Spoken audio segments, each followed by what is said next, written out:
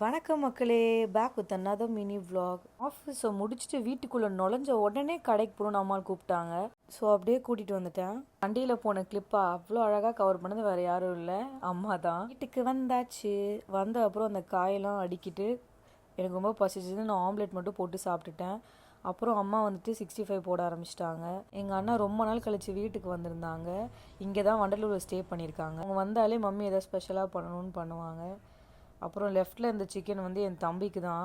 அவன் வந்துட்டு பல்கிங் பண்ணுறான்னு சொல்லிட்டு அவனுக்கு செப்பரேட்டாக செஞ்சது.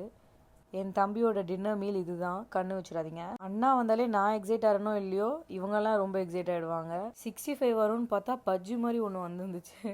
அப்புறம் அதையும் சாம்பார் கூட பேரப் பண்ணி சாப்பிட்டதுக்கப்புறம் ஃபைனல் டச்சாக நான் ரோஸ் மில்க் போட்டு கொடுத்தேன் எல்லாருக்கும்.